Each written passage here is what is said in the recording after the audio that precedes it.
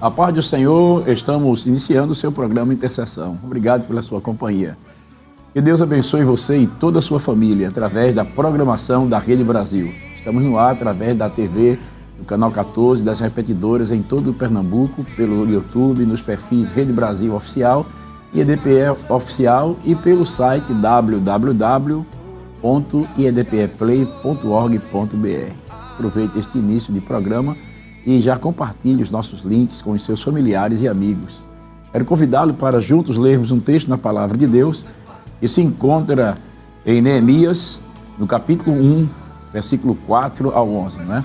Neemias, capítulo 1, versículo 4 ao 11. Se você não dispõe de uma Bíblia no momento, você pode nos acompanhar com o texto que estará aparecendo aí em sua tela. Vamos juntos? E sucedeu que, ouvindo eu as palavras, assentei-me, chorei e lamentei por alguns dias. E estive jejuando e orando perante o Deus dos céus. E disse: Ah, Senhor, Deus dos céus, Deus grande e terrível, que guardas o conserto e a benignidade para com aqueles que te amam e guardam os teus mandamentos. Estejam, pois, atentos os teus ouvidos e os teus olhos abertos para ouvires a oração do teu servo, que eu hoje faço perante ti, de dia e de noite, pelos filhos de Israel, teus servos. E faço confissão pelos pecados dos filhos de Israel, que pecamos contra ti. Também eu e a casa de meu pai pecamos. E todos nos corrompemos contra ti e não guardamos os mandamentos, nem os estatutos, nem os juízos que ordenaste a Moisés, teu servo. Lembra-te, pois, da palavra que ordenaste a Moisés, teu servo, dizendo: Vós transgredireis, e eu vos espalharei entre os povos. E vós vos convertereis a mim, e guardareis os meus mandamentos, e os fareis então, ainda que os vossos rejeitados estejam no cabo do céu, de lá os ajuntareis e os trarei ao lugar que tenho escolhido para lhe fazer habitar o meu nome. Estes ainda são teus servos, e o teu povo, e resgataste com a tua grande força e com a tua forte mão. Ah, Senhor, estejam, pois, atentos os teus ouvidos à oração do teu servo e à oração dos teus servos que desejam temer o teu nome. E faze prosperar hoje o teu servo e dar-lhe graça perante este homem. Então eu era o copeiro do rei. No programa de hoje, contamos com a presença do pastor Walter Rabelo e o presbítero Jordão Miguel. Paz do Senhor, pastor. Paz do Senhor, pastor José. Prazer tê-lo de volta ao programa Intercessão. Acho que os irmãos em casa já estavam ansiosos, perguntando: pastor Walter nunca mais apareceu. Satisfação, pastor, voltar a esta emissora, o programa Intercessão. Aproveitando para agradecer também ao nosso pastor presidente, o depósito de confiança, para poder cooperar nesta emissora, nesta casa, ao seu lado, que tem conduzido tão bem esse programa, que tem sido de bênção para milhares, né? Aproveitar, com a sua permissão, saudar os irmãos lá da área 24, lá nas Carmelitas, Apolo, Bairro Novo, Cosme Damião 2, por onde o senhor também já passou cooperando com o nosso pastor, minha esposa, filhos e aos nossos irmãos de modo geral. Bom, não é? Pastor Walter, como os irmãos bem sabem, ele coopera ali com o pastor ali na área em Camaragibe, na área 24, ali, aquela região de Bairro Novo. Né? Uma bênção tê-lo conosco, pastor. E também conosco o presbítero Jordão Miguel, né? Que é o vice-coordenador ali da área 31, né? Casa Amarela. Está auxiliando ali o pastor presidente, né? Ajudando ali o pastor Manassés Silva. É um prazer tê-lo conosco no programa Intercessão. Para nós é uma alegria hoje poder contar com a sua presença aqui para juntos estarmos tratando de um assunto tão importante para a nossa edificação espiritual. Amém, pastor. Saúdo a todos com a paz do Senhor. Para mim é um prazer, é uma honra estar presente aqui nesta casa. Desde já quero agradecer a Deus a oportunidade e como também ao nosso pastor presidente a possibilidade de cooperar nesta obra e de aprender. Neste dia será um dia especial para mim, porque eu creio que aprenderei muito, né? Estou na presença de dois grandes homens de Deus, os quais eu admiro muito, o senhor, o pastor Jefferson, o pastor Walter, e aproveitando a oportunidade também, eu quero enviar uma saudação aos irmãos ali da área 31, em especial aqueles que cooperam na congregação em Casa Amarela. E quero enviar saudação ao pastor Manassés Silva, que coordena aquela área, representando o nosso pastor presidente, a minha esposa e toda a minha família. Minha esposa, a irmã Paula, meu pai, irmão Joel, e toda a minha família, em nome de Jesus.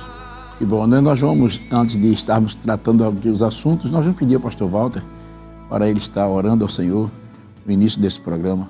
Ok. Oremos.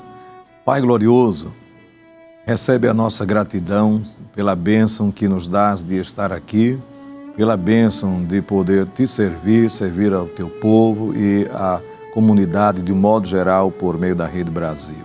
Ó Senhor, rogamos direção para este momento e inspiração e que o teu nome seja glorificado através dessa emissora, em nome de Jesus. Amém. Glória a Deus. No programa de hoje estaremos falando sobre a oração pelo avivamento, né? Nós estamos aí aproveitando já o início desse ano 2023 e já começamos aí com a nossa escola bíblica dominical trazendo um assunto muito importante sobre o avivamento. Isso. E eu quero aproveitar e dizer aos irmãos que não percam a oportunidade de participar da escola bíblica dominical, porque ela está trazendo assuntos recheados sobre o avivamento e é muito importante para o nosso crescimento espiritual. Nós já começamos o ano passado tratando sobre este assunto tão importante e estamos aí dando sequência, uma vez no mês, se Deus assim permitir, estaremos trazendo testemunhos, exemplos e tratando sobre a oração pelo avivamento, que cremos que é muito importante para a igreja e para a nossa nação brasileira, como também para as demais nações, né? Isso. E estaremos hoje falando sobre a oração pelo avivamento, como disse, e tomaremos como base a história de Neemias, né? E de início já podemos nos perguntar qual era a situação do povo naquele período para que fosse necessário um avivamento, pastor Walter, presbítero Jordão. Quando lia a pergunta ali no tape, e lhe ouvia, já antes também recebendo-a, me veio a lembrança do Salmo 137, que penso retrata bem a condição na qual se encontrava o povo de Israel lá na Babilônia. É uma situação de cativeiro, né? Muito forte, terrível, e um povo que ficou em Jerusalém, como Anani falou para Neemias quando foi visitá-lo, né? Diz que tinha ficado um grupo pequeno em grande miséria e humilhação. Mas no Salmo 137, o salmista ele retrata um momento deles lá, quando ele disse: os que nos levaram cativos nos pediam que cantássemos uma canção. Mas como? Na terra estranha, como entoaremos a canção do Senhor, né? Então, uma dor terrível, e eles ansiavam por um avivamento, que envolvia não só o contexto espiritual, que era o prioritário, né? Mas envolvia a reconstrução do templo, da cidade, o retorno do exílio e uma série de outras coisas, né, que envolvia toda a nação. É interessante observar que o povo de Israel, o todo deles, né, é considerado, né? Eles não olham, ao menos no período do Antigo Testamento, apenas a questão material como parte de um avivamento, apenas o lado espiritual, eles veem o todo, né, o todo. Avivamento espiritual, avivamento político, avivamento social, avivamento que envolve toda a nação de Israel. Envolve, né? Toda a nação. Interessante. É precioso. É verdade, né? Escutando aqui o pastor Walter e lembrando da situação espiritual, política, econômica da nação de Israel, entendemos que, para entendermos esse contexto político, esse contexto econômico, é necessário voltarmos um pouco ao tempo, né? E pensarmos que o cativeiro babilônico foi talvez, e penso assim, a maior ferida que o povo de Israel sofreu. É verdade que não foi o único cativeiro que sofreu, né? Eles já haviam passado 430 anos no Egito, porém no Egito ainda não era uma nação constituída, ainda era um povo que ali chegou por meio de José, que chegou a ser governador do Egito, mas depois que o Senhor os tirou por meio de Moisés, por instrumentalidade de Josué, que eles passaram 40 anos no deserto, atravessaram o Mar Vermelho e depois se constituíram naquela terra, economicamente falando, cresceram no período áureo de Israel, que foi o período do rei Saul, o período do rei Davi, do rei Salomão. E depois de tudo isso, por causa da continuidade de uma vida de idolatria, eles pecaram, eles desobedeceram a Deus, e foi necessário o Senhor intervir e permitir que a Babilônia viesse, uma nação de fora, uma nação distante, e destruísse Jerusalém, levando de lá cativos para a sua terra, em 6 levas de cativos, e destruindo completamente, né? Diz a história, estudiosos da Bíblia, que em 606 a.C., o rei Nabucodonosor, ele, pela primeira vez, ele cerca Jerusalém e leva cativos para a sua terra. O profeta Daniel foi um dos cativeiros. Depois ele volta em 596 e também com esse mesmo inteirinho, com este mesmo propósito. E ele conseguiu esse intento, o intento maior de destruir a cidade de Jerusalém, de destruir os muros, queimar as portas, destruir o templo, em 586. E o povo vai para a Babilônia, e assim como falou o pastor Walter, não é? O Salmo 137 é composto nesta situação de tristeza, de miséria. Mas depois de um tempo, o Deus que é fiel, o Deus que guarda as suas alianças, que já havia falado por instrumentalidade do profeta Jeremias, permite que o povo volte à sua terra. E o povo voltou por meio também de 3 levas de exilados que voltam à sua terra. Zorobabel e depois Esdras, e depois Neemias. Porém, quando eles voltaram, a situação nem de perto era semelhante. Jerusalém nem de perto era semelhante a Jerusalém dos dias de Davi, dos dias de Salomão.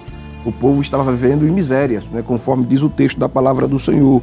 Os muros da cidade estavam queimados e destruídos, as portas queimadas, e o povo mendigando ali. Havia povos ali samaritanos, governantes locais, e se opunham ao crescimento do povo econômico.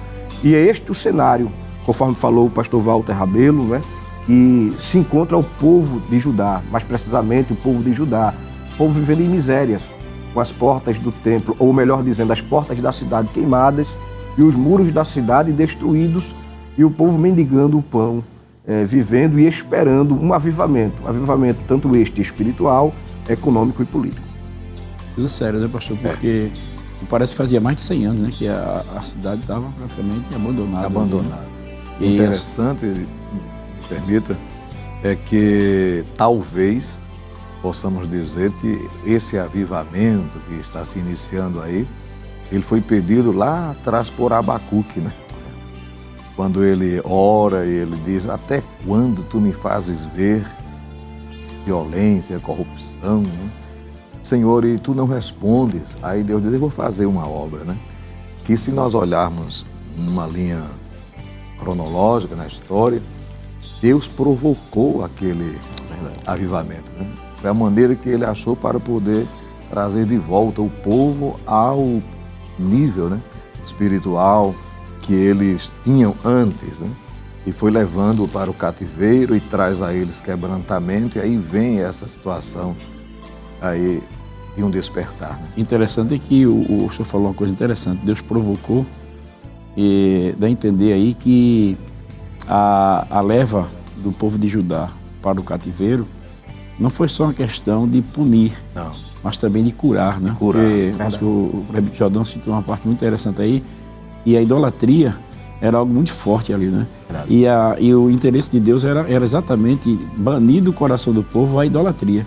Né? Então foi uma forma de punir. Então Deus provocou aquela situação para levá-los para a Babilônia, ou para os caldeus invadir Jerusalém, né? E levar o povo cativo com a intenção de curar o povo da idolatria, né? E aí a necessidade surgiu de um avivamento, porque não adianta você estar bem socialmente, politicamente, financeiramente, a nação prosperando e o povo mergulhado no pecado, na idolatria, na miséria, no roubo, no crime, na injustiça social, como viveram Israel antes de ser levado, os 10 tribos antes de ser levado para o cativo da Síria, né? E a gente vê aí o profeta Joel e Osés, né? Profetizando acerca da situação que estava realmente vivendo Israel e como Deus espalhou entre as nações o povo, né? E agora parece que o povo de Judá, né, o reino do sul, parece que era mais duro de coração do que aqueles, né? Porque já haviam se passado mais de 20 anos daquela ruína do Reino do Norte e Judá não temeu, não reagiu, não se voltou. É interessante, pastor, que o avivamento provocado por Josias, que trouxe o povo para perto de Deus, né? Mas, de repente, quando passa a influência de Josias, aí levanta-se outro rei e o povo esquece. E é como se existem crentes que são avivados enquanto o presbítero na congregação é avivado, enquanto o pastor é avivado. Mas, de repente, se houver uma mudança, enquanto o pai é crente, a mãe é crente, os filhos estão para a igreja, vão buscar, mas não tem vida própria, assim, de experiência pessoal com Deus. É o que relata lá em Juízes, né? Diz que veio uma geração que não conhecia o Senhor. Em parte, talvez culpa dos pais que não os levaram a conhecer a Deus, né? Mas o reflexo também é de uma geração que não teve interesse em ao menos buscar a história do seu povo, e buscar o Deus do seu povo na história, e terminou, diz, cada um fazendo como lhe... Eu achei interessante falar em parte, né? Porque os pais talvez não levaram os filhos a conhecer a Deus, mas também pode ter acontecido também de os filhos não querer conhecê-lo, né? É porque o mandamento, lá no famoso Shema Israel, né? É que o pai ensinasse aos filhos, né? Em casa, no caminho, ao sentar, ao deitar, ao levantar. Então, muitos creio que fizeram, mas às vezes a vida confortável faz com que às vezes os filhos ouçam, mas não tem necessidade, não tem interesse e o negócio vai ficando ali. Amanhã constituem suas próprias famílias e esquecem do que foi ensinado, né? Por isso que eu falei, essa parte aí, né? Essa parte. Pastor, é interessante nas palavras tanto do senhor como do pastor Walter ressaltar a soberania de Deus em todas as coisas. Foi bem falado pelo senhor, pelo pastor Walter, que Deus ele sempre esteve no controle de todas as coisas. E se referindo ao cativeiro babilônico e à restauração dos filhos de Israel, eu me lembrei de um texto da palavra do Senhor que trata-se da oração de Salomão, quando foi inaugurar o templo do Senhor, quando o Senhor permitiu o rei Salomão, na construção do templo, e ele vai fazer uma oração de consagração, e no segundo livro das Crônicas, no capítulo de número 6, versículo 36, em diante, ele diz assim, fazendo referência aos filhos de Judá: quando pecarem contra ti, pois não há homem que não peque, e tu te indignares contra eles, e os entregares diante do inimigo, para que os cativarem, os levem cativos para alguma terra remota ou vizinha, e na terra para onde forem levados em cativeiro, tomarem a si e se converterem, e na terra do seu cativeiro a ti suplicarem, dizendo: pecamos, e perversamente fizemos, e impiamente procedemos, e se converterem a ti com todo o seu coração, e com toda a sua alma, na terra do seu cativeiro, a que os levaram presos, e orarem para a banda da sua terra, que deste a seus pais, e desta cidade que escolheste, e desta casa que edifiquei ao teu nome. Ouve então desde os céus, e do assento da tua habitação, e da sua oração, e as suas súplicas, e executa o seu direito, e perdoa o seu povo, que houver pecado contra ti. Vejam que Salomão não havia nenhum pensamento, né, nenhuma ideia ainda de Babilônia. Babilônia ainda não existia como império. Talvez existisse como nação, como um povo, muito distante, mas não como império.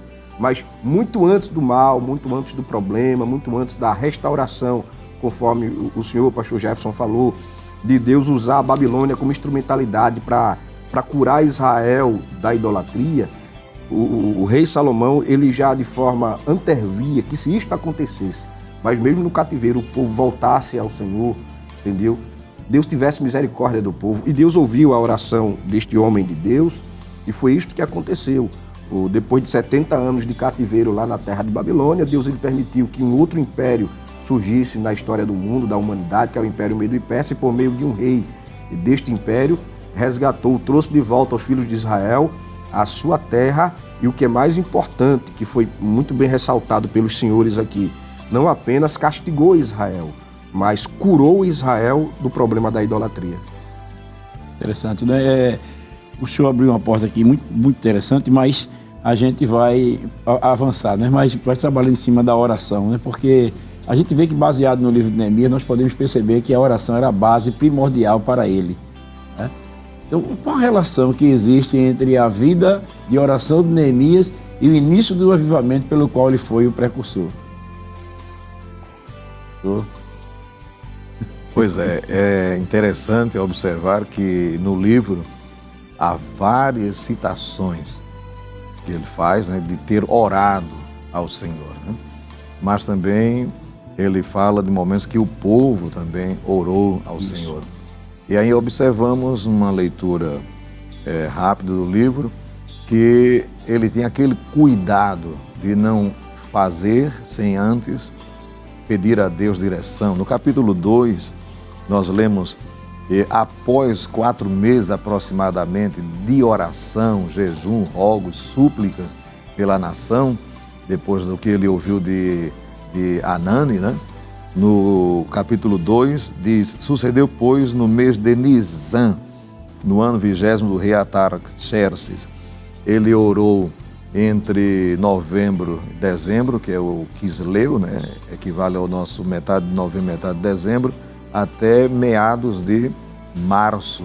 Então, uma vida intensa, né, de oração esses meses aí, para Deus dar uma direção, orientar como ele poderia fazer alguma coisa por Jerusalém. E sucede então aquele encontro, né, no qual Artaxerxes o interrogou. No versículo 4, antes de dar resposta ao rei, ele diz assim: e o rei me diz: que pedes agora? Então orei ao Deus dos céus, né, diz Neemias. Então o avivamento, ele sempre será precedido, entre outras coisas, de oração, né? Ela será a alavanca, né? Verdade. Que vai então proporcionar. Interessante quando o presbítero Jordão citou a oração de Salomão. Salomão já parece que estava antevendo, mas a gente vê que essa visão de Salomão também está baseada na palavra, né? Porque lá em Deuteronômio a gente vê que Deus, através de Moisés, já na sua presciência, anteviu que o povo ele haveria de se dispersar, de pecar, e que se eles assim o fizessem, eles seriam espalhados entre as nações, iria passar pelo processo tremendo, né? Aí na oração de Neemias aqui, ele diz aqui, na oração que nós lemos já como leitura oficial, ele diz aqui no versículo 8, ele diz assim, no versículo 7, em extremo nós nos corrompemos contra ti, e não guardamos os mandamentos, os estatutos e juízos que ordenaste a Moisés teu servo. Lembra-te, pois, agora da palavra que ordenaste a Moisés teu servo, dizendo: vós prevaricareis, e eu vos espalharei entre os povos. Porém, vós vos voltareis para mim, e guardareis os meus mandamentos, e praticareis, e, embora estejam os vossos desterrados nas partes mais longínquas debaixo do céu, dali os recolherei, e os tirarei, e os trarei para o lugar que escolhi, para fazer habitar ali o meu nome. Eles, pois, são os teus servos e teu povo, os quais redimistes com a tua grande força e com a tua forte mão. Rogo-te, ó Senhor, que estejam agora atentos os teus ouvidos à oração do teu servo e à oração dos teus servos que desejam temer o teu nome. Concede agora ao teu servo que seja próspero e lhe dê graça diante daquele homem, porque eu servi o rei como copeiro. Então a gente observa que a oração que ele faz é uma oração baseada na palavra de Deus. Palavra. Ele toma posse da palavra, e a Bíblia diz lá em Pedro, né? João que diz, né? E esta é a confiança que temos nele, que se orarmos alguma coisa de acordo com a sua vontade, ele nos ouve. E a gente vê aí Neemias, ele se apropriando de uma palavra que o próprio Deus deu, e relembrando também a oração de Salomão, né? Interessante, né? E ainda se pode pôr num paralelo, ele vivendo aqui a experiência de Samuel, quando orou pelo povo lá atrás, quando a arca foi levada pelos filisteus. Glória a Deus. Lá no Glória primeiro a Deus. livro de Samuel, capítulo 7, né, nós podemos conferir. O irmão que está em casa com a sua Bíblia aí, pode ir também anotando. 1 Samuel 7, versículo 2 em diante, diz: sucedeu que desde aquele dia a arca ficou em Kiriat Jearim, e tantos dias se passaram, que chegaram até 20 anos, e lamentava toda a casa de Israel após o Senhor. Então falou Samuel a toda a casa de Israel, dizendo: se com todo o vosso coração vos converterdes ao Senhor, tirai dentre vós os deuses estranhos e os astarotes, e preparai o vosso coração ao Senhor, e servi a Ele só, e vos livrará das mãos dos filisteus. E eles ouviram e fizeram isso. E o versículo 6 conclui dizendo que Samuel julgava eles, ou equivalente a dizer, eles iam trazendo seus problemas espirituais, confessando, iam sendo tratados, orientados, instruídos à luz da palavra. Houve uma reação por parte dos inimigos de Israel, né? Ninguém pode crer que por um dia de consagração o inferno desista dele, né? Haverá uma reação, um contra-ataque. E aconteceu, mas aí no mesmo capítulo nós lemos o povo dizendo a Samuel: não cesses de orar por nós, né? É verdade. Glória a Deus. O avivamento está ali e ele se mantém aceso, a chama se mantém acesa por meio da oração. Pastor, esse assunto sobre a oração é tão importante, né, sobre o avivamento, e nós vamos dar continuidade. Eu quero só pedir aos irmãos que estão em casa que nós vamos a um breve intervalo e não saia daí, nós voltaremos em instantes, porque ainda queremos explorar esse assunto da oração de Neemias, amém? Aguardamos vocês já já.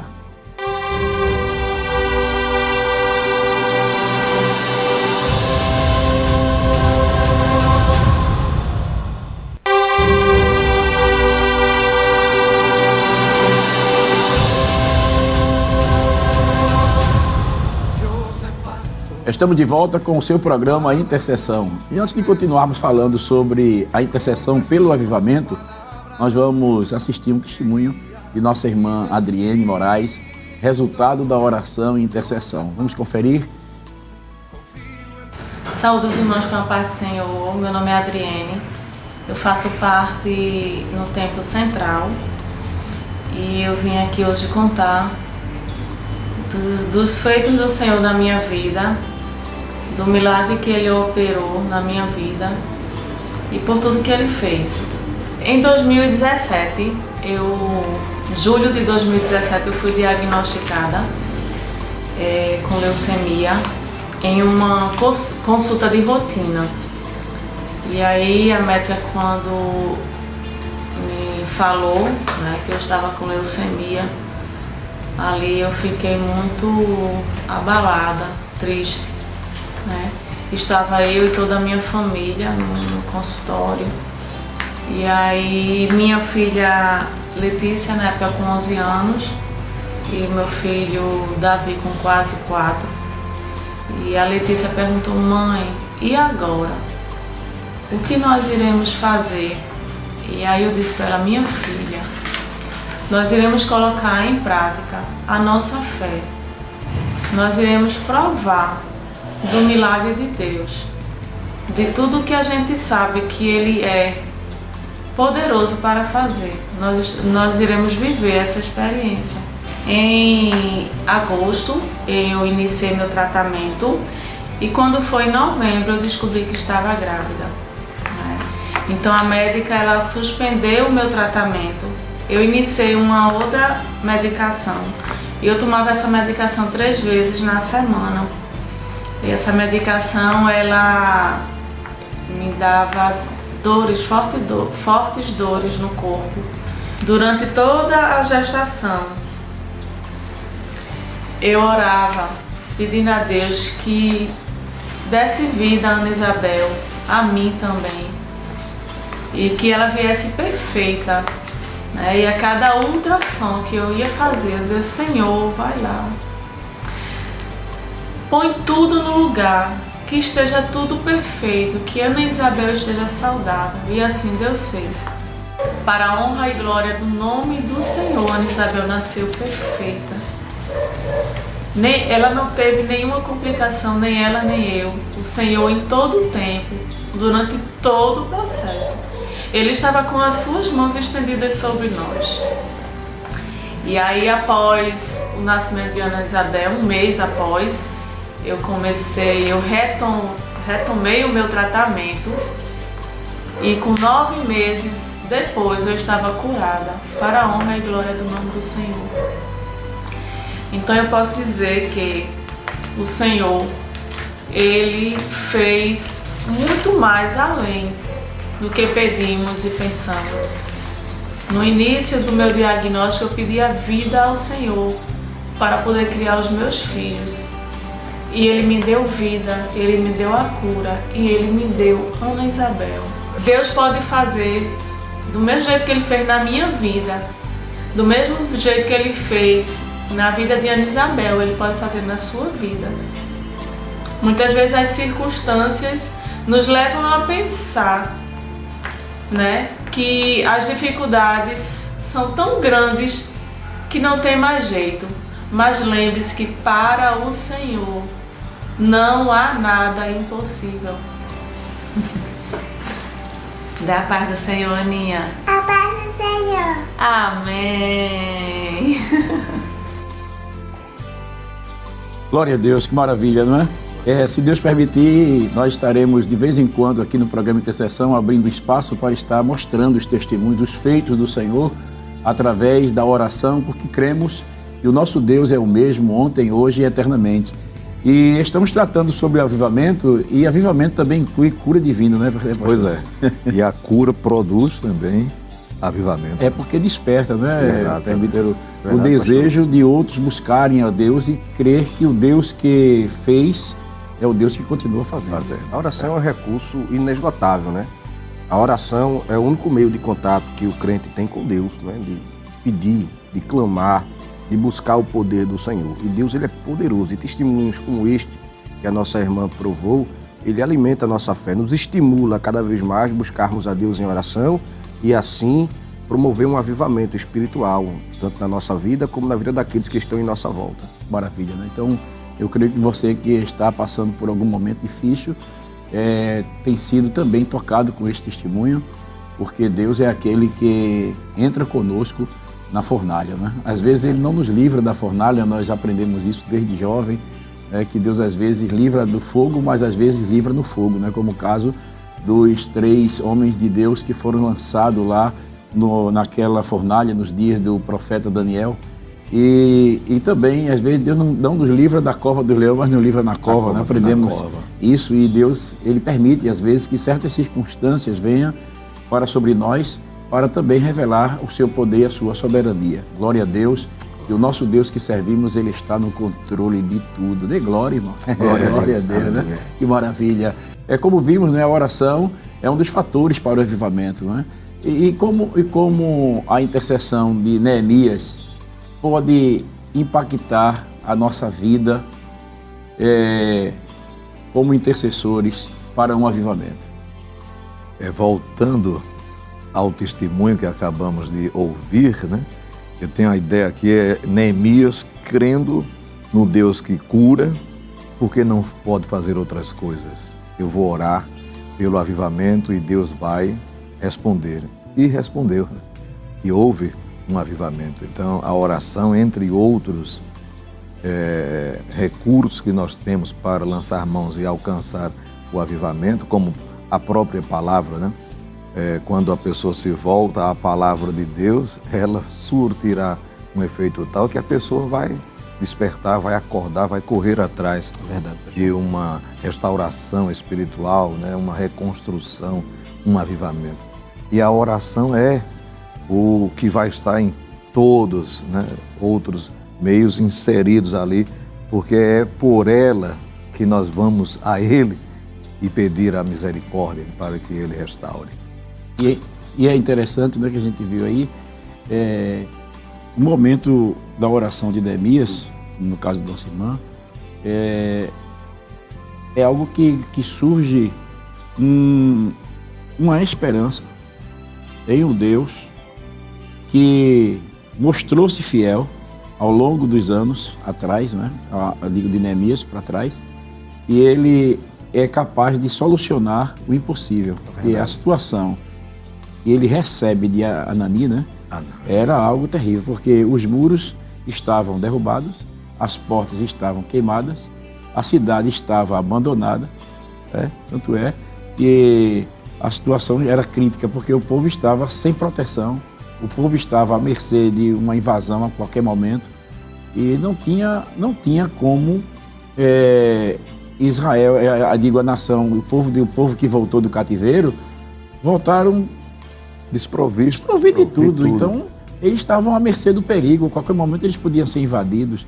E levantar aquelas muralhas era algo praticamente que impossível, mas aí Neemias toma posse deste recurso que é a oração.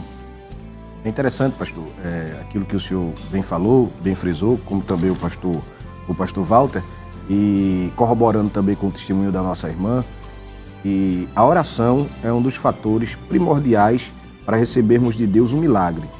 E este milagre que vem até nós por meio da oração, ele promove também um avivamento, porque ele vai nos despertar para a oração, para buscar cada vez mais a Deus, para confiar neste recurso, porque a oração é o meio de contato que o homem tem, que o crente tem com Deus. É o meio do homem de conversar com Deus. E quando nós oramos, quando a igreja ora, quando o crente ora, entendeu? Ele, em contato com Deus, em intimidade com Deus, Deus ele é fiel para prover o milagre e promover um despertamento. No que tange a Neemias, certo homem de Deus, um dia ele falou que o livro de Neemias deve ser considerado como um grande manual de liderança. Neemias, quando ele percebeu, ou quando ele descobriu, ou quando ele recebeu o relato dos seus irmãos, a situação que eles estavam lá em Israel, lá em Jerusalém, com os muros destruídos, com as portas queimadas, o povo em pobreza, em desolação, o primeiro recurso, a primeira iniciativa que ele teve foi orar.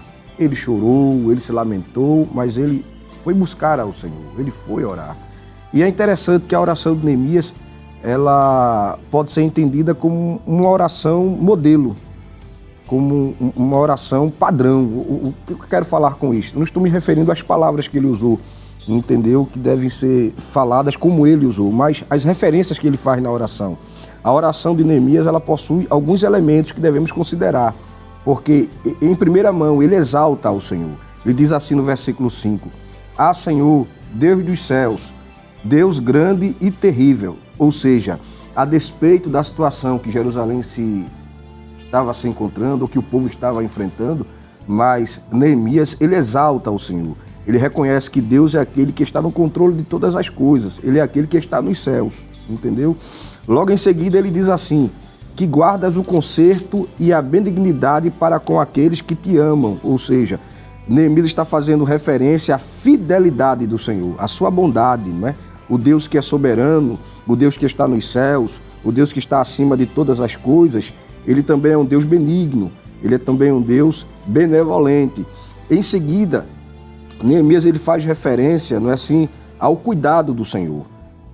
Que ele é um Deus transcendente, mas também é um Deus imanente. É o Deus que está nos céus, mas também é o Deus que está presente, não é? Com o povo ali, vendo a situação, cuidando do povo. Porque ele diz assim no versículo 6: Estejam, pois, atentos os teus ouvidos e os teus olhos abertos para ouvires a oração do teu servo, que eu hoje faço perante ti, de dia e de noite, pelos filhos de Israel, teus servos, e faço confissão pelos pecados dos filhos de Israel.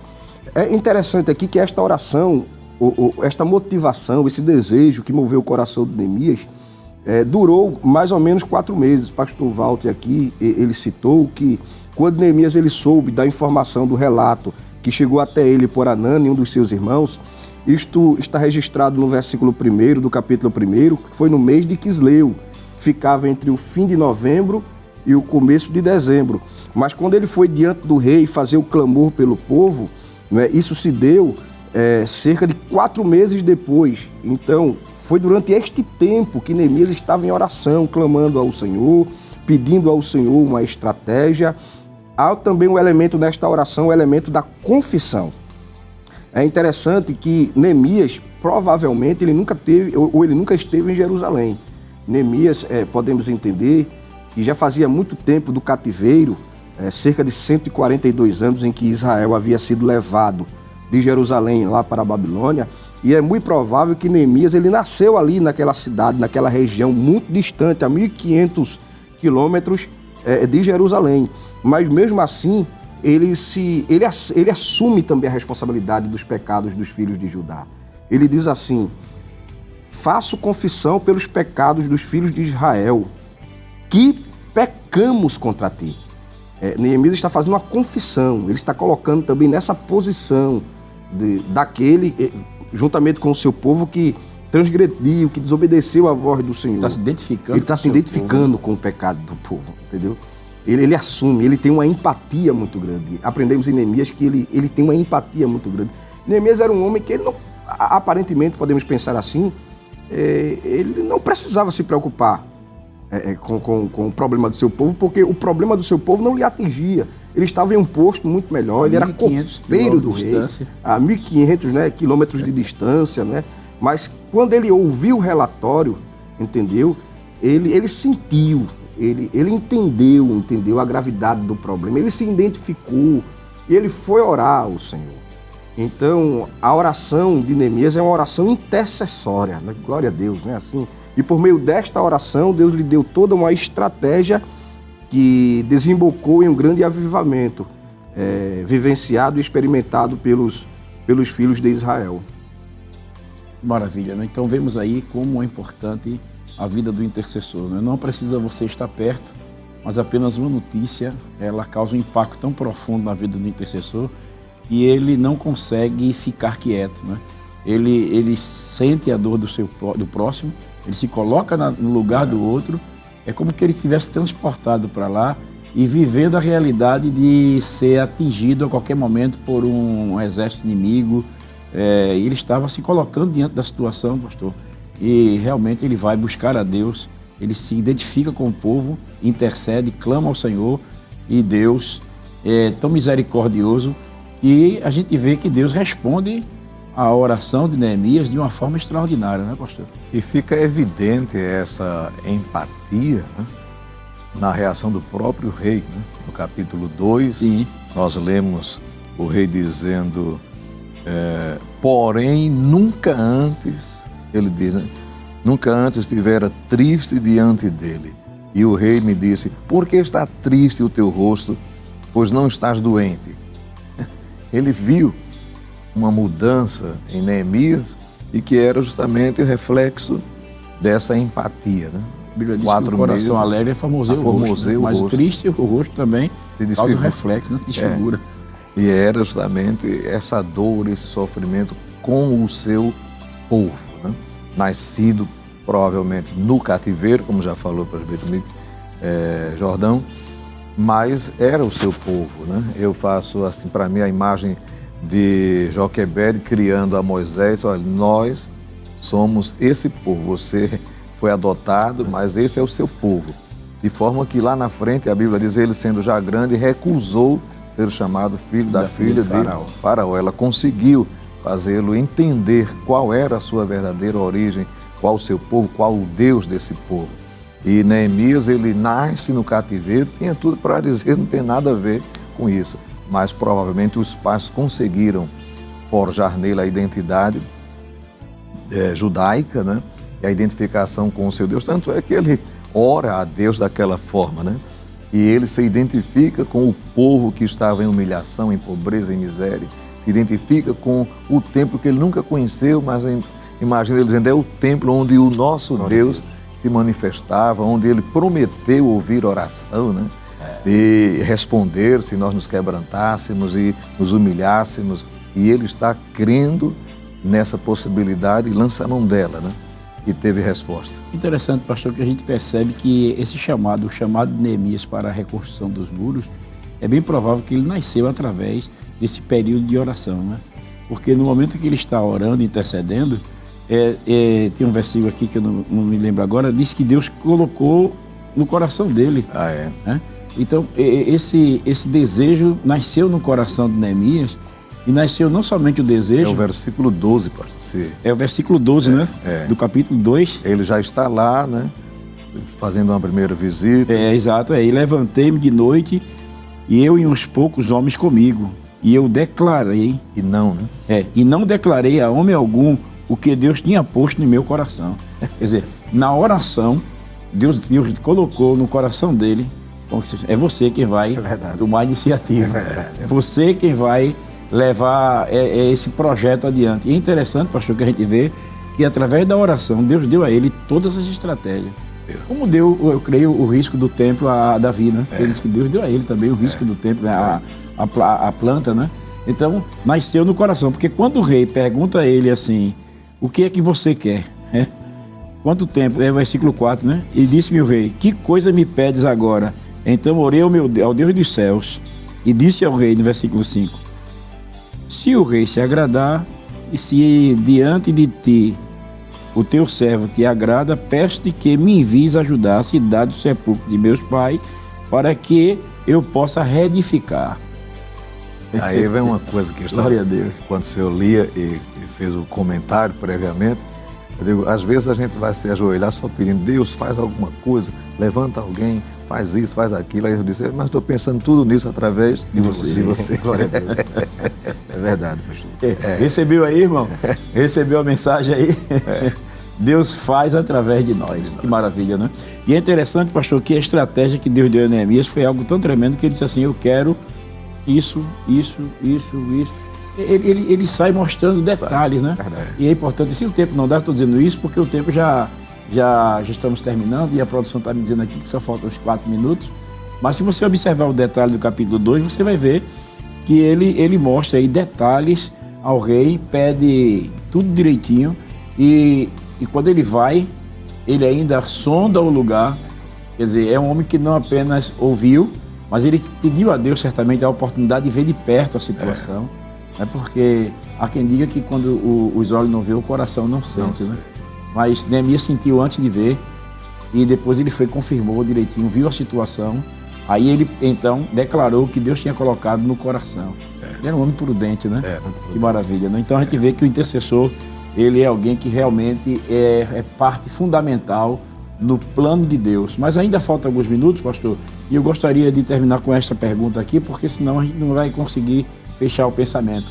Porque a gente sabe que a reconstrução dos muros, em certa medida, é um comparativo para a construção espiritual, não é? Quais são os elementos cruciais para a reconstrução espiritual?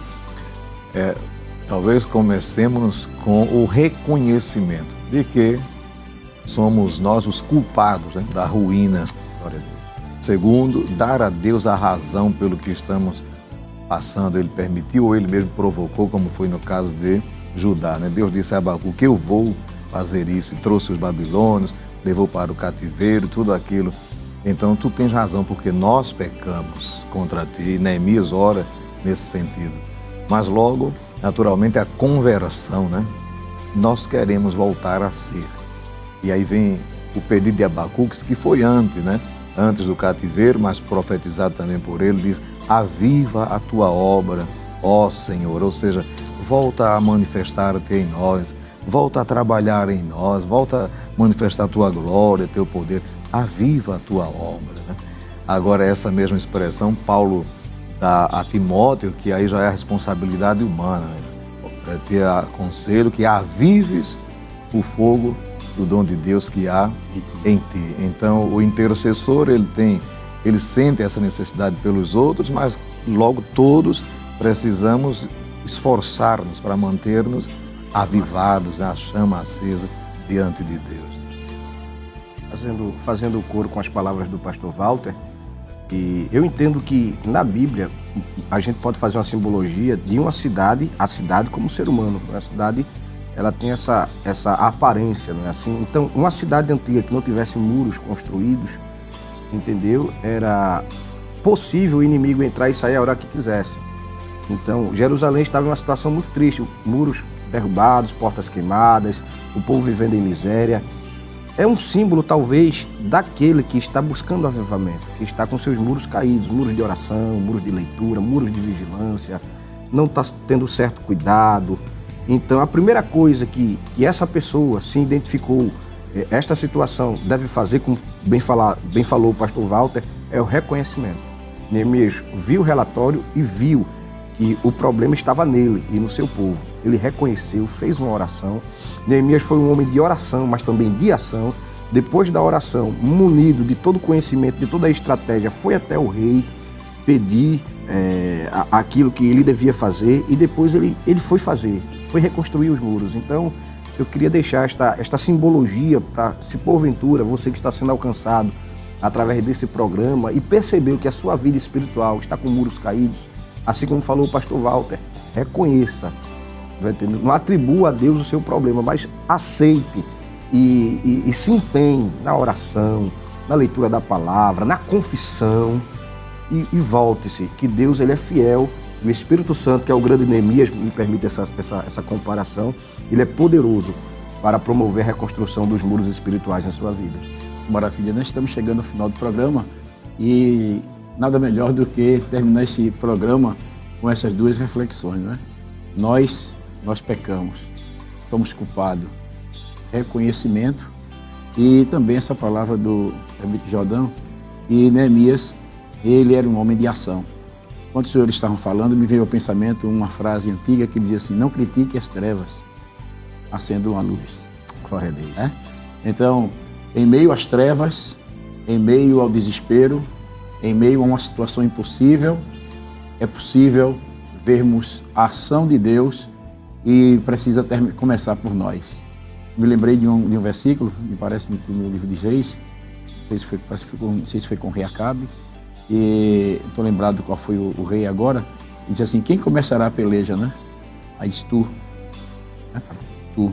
Então, nós devemos ser pessoas que não apenas oram, mas que também agem. Né? Então, vamos agir. A situação está difícil na sua família, a situação está difícil na sua empresa, a situação está difícil na sua igreja, a situação está difícil na sua nação, mas nada está perdido. Nós temos o Deus que tem o controle de tudo e está esperando apenas que nos coloquemos diante dele, nos prostremos, voltemos a jejuar, voltemos a orar, voltemos a nos humilhar perante ele, vamos nos identificar com a situação de alguém, crendo que o Deus dos céus é poderoso para fazer muito mais além daquilo que pedimos ou pensamos. Nem tudo está perdido. Deus, ele nunca saiu do trono. Glória a Deus. Nós vamos estar orando, pedindo a bênção de Deus neste momento, sobre os nossos queridos irmãos que estão nos escutando, nos ouvindo, aqueles que estão numa situação difícil, como esteve a nossa irmã, que acabamos de ouvir o seu testemunho, receber um diagnóstico médico aí difícil, você que está passando por um momento difícil na sua vida financeira, você que está vendo o seu casamento ruindo-se, indo por água abaixo, você que está preocupado com a sua nação, você que está vivendo um momento de uma situação sem saída, não somente na sua vida, mas vendo também alguém próximo a você, alguém que você muito ama, ou talvez alguém distante, como que você tem recebido notícias, e você se torna impotente porque você gostaria de estar perto para tentar lá e tentar fazer alguma coisa, mas neste momento nós vamos estar orando ao Senhor, vamos pedir ao presbítero Jordão para estar intercedendo e cremos que através desta oração também o nosso Deus é poderoso para agir. Glória a Deus. Deus está aqui, nós estamos sentindo a sua doce presença, a realidade da sua presença entre nós e cremos que o nosso Deus está no controle e no comando de todas as coisas. Assim, oremos então com o presbítero Jordão. Meus irmãos, conforme orienta o pastor Jefferson, vamos orar. Senhor Deus Todo-Poderoso, Pai de nosso Senhor e Salvador Jesus Cristo, nesta oportunidade, ó Pai, queremos te glorificar pela tua presença, Senhor. Queremos te dar glória sobre todas as coisas e queremos te apresentar, ó Pai, aqueles que estão sendo alcançados por meio desta programação, aqueles, ó Pai, que estão necessitados da tua ajuda, do teu auxílio, aqueles, ó Pai, que se assemelham, ó Senhor, à situação de Jerusalém, com muros em sua vida caídos, muros em volta de suas famílias, Senhor, portas queimadas, Senhor Deus, situação muito difícil, mas assim como o Senhor agiu e promoveu um avivamento, ó Pai, Tu és o Deus do avivamento, Tu és o Deus que não desiste, Senhor. Tenha da Tua misericórdia, Entra, Senhor Deus, e provê saúde ao teu filho que está enfermo, à tua filha que está enferma, aquele, ó Pai, que está enfrentando problemas no seu casamento, no seu lar. Instaura a paz, ó Senhor. Expulsa, Senhor, qualquer sentimento maligno, qualquer intervenção do mal. Tu és poderoso, ó Senhor. Restaura aquilo que está caído, Senhor. O Senhor veio ao mundo para desfazer as obras do adversário, ó Pai. Faz assim, ó Senhor. Tenha da tua misericórdia. Vê as lágrimas dos teus filhos, vê o gemido, Senhor, no turno da noite. Faz aquilo que ele não pode fazer. Tira de baixo, coloca em cima. Exalta, Senhor Deus. Provê o necessário. Ó Pai, te pedimos essas bênçãos, crendo em Ti, que Tu és um Deus que tem o seu coração cheio de misericórdia. Tudo isso nós te pedimos, ó Senhor, em nome de Jesus. Amém. Glória a Deus. Queremos agradecer ao pastor Walter pela a sua presença hoje aqui no programa Intercessão. Foi uma Fique à honra, vontade, pastor, poder mais uma vez estar aqui, cooperando com a obra de Deus ao seu lado. E saudações mais uma vez a toda a área 24, os presbíteros, diáconos e povo de Deus de modo geral. Foi um prazer. Um prazer também tê-lo conosco aqui, presbítero Jordão. Fique à vontade também com as suas considerações finais. Pastor, para mim foi uma honra e um prazer estar ao lado de dois grandes homens de Deus que admirei como jovem, admiro hoje, não é? Como um servo do Senhor e tenho como exemplo. Quero agradecer mais uma vez a confiança do nosso pastor presidente e quero mais uma vez saudar a todos os irmãos da área 31, ao coordenador da área, pastor Manassés Silva, e aos irmãos da congregação em Casa Amarela também, em especial, em nome de Jesus, que Deus os abençoe. Agradecemos a sua audiência e, se Deus nos permitir, no próximo sábado, às 5h30 da tarde, estaremos juntos de novo no programa Intercessão. Vou pedir ao pastor Walter para abençoar a gente. Que o amor de Deus, nosso Pai, a graça de nosso Salvador Jesus e as consolações do Espírito Santo sejam com todo o povo do Senhor agora e para sempre. Amém.